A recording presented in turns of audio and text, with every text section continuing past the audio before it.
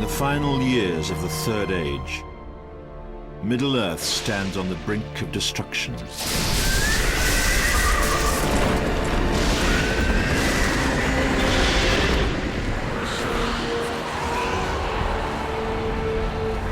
Free Peoples are under threat from Sauron, the Lord of the Rings, who prepares his vast armies for war.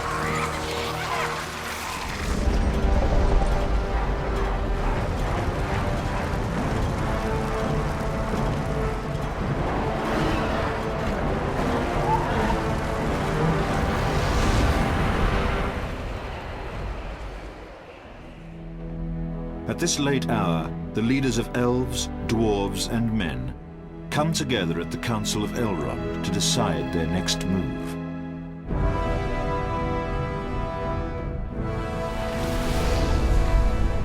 After the Fellowship is assembled and heads south to destroy the source of Sauron's power, the remaining leaders prepare for the Dark Lord's assault upon the northern lands.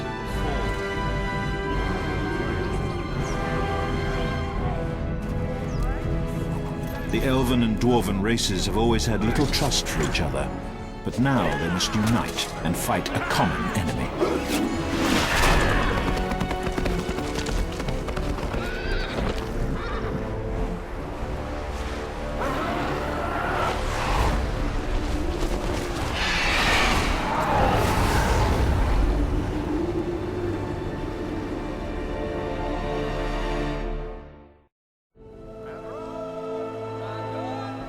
Rivendell is a hidden refuge and stronghold for the elves.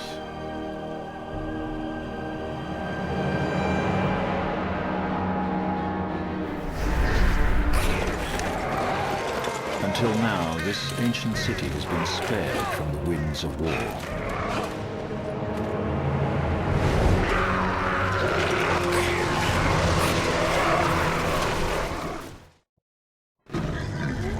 Under siege from the goblins of the Misty Mountains, Rivendell is no longer safe for the elves.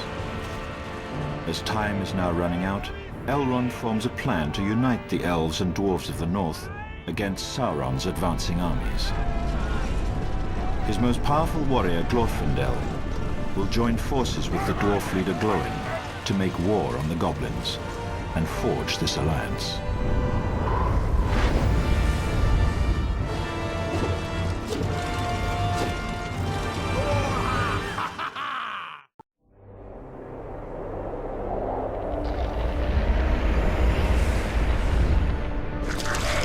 The goblins have overtaken High Pass Road, blocking the vital connection between east and west.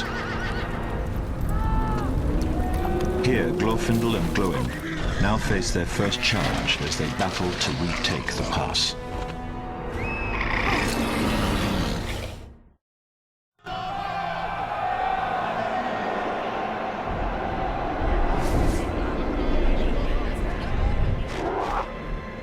With the goblin army chased from High Pass, elves can now travel to the lands beyond the Misty Mountains. The war against the goblins continues. Evil wells forth from an ancient fortress deep in the mountains, a foul place that has recently reawakened. The goblins have a new leader who carries out Sauron's tyrannical will.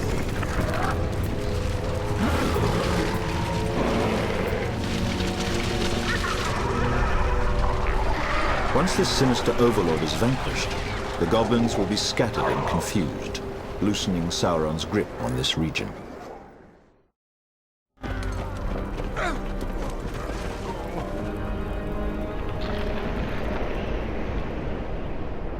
In the battle's aftermath, a lone dwarven prisoner is freed and desperately begs for Glorfindel and Glóin's help. His dwarven clan in the Blue Mountains is under attack from a terrible dragon. It is rumored that the dragon served Sauron in exchange for one of the dwarven rings of power, stolen from the dwarves long ago.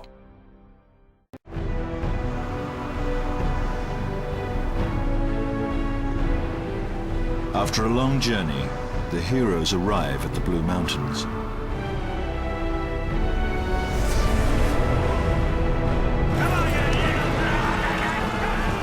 they find an army of dwarves preparing for battle outside the entrance of a cave. The evil dragon has forced them from their home beneath the mountains, claiming their underground domain as his new lair.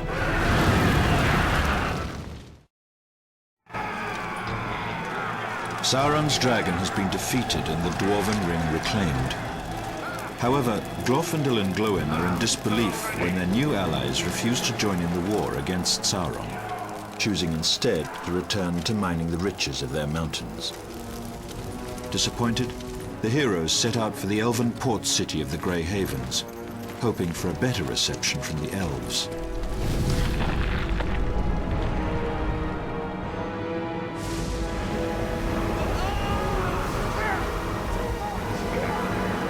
But as they draw near the city, it is clear that all is not well there.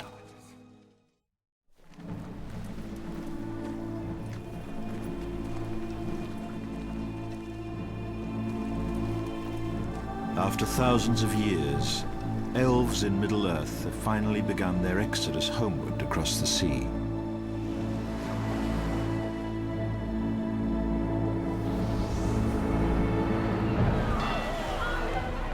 The port city of Mithlond, known as the Grey Havens, is where they converge to set forth westward. But now even this remote city is not safe from Sauron. The corsairs of Umbar from the south have choked off their naval passage westward and threatened to overrun the ancient port.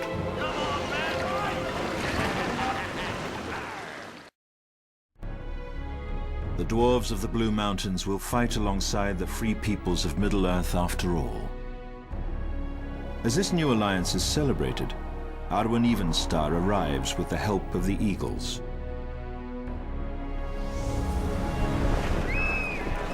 She brings the heroes troubled tidings from distant lands.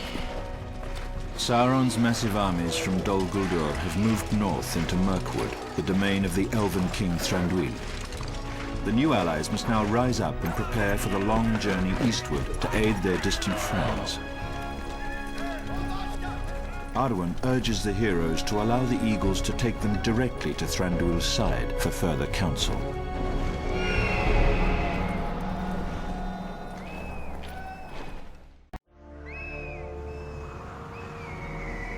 While the heroes wing their way east, Sauron's armies march north from Dol Guldur and arrive at a human settlement on the river Celduin.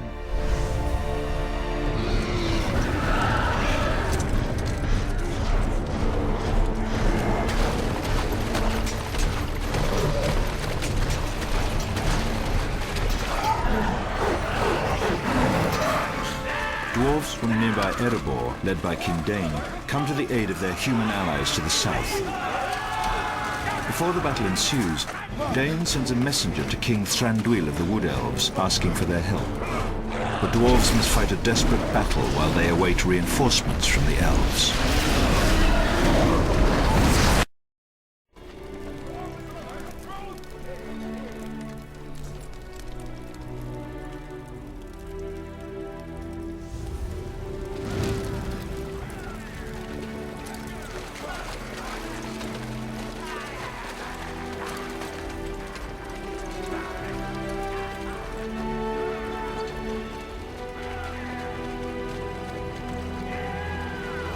The first wave of attackers is repelled, but thousands more are approaching. The dwarven messenger returns from Mirkwood with bleak news. There will be no help from the elves, as their lands are also in danger.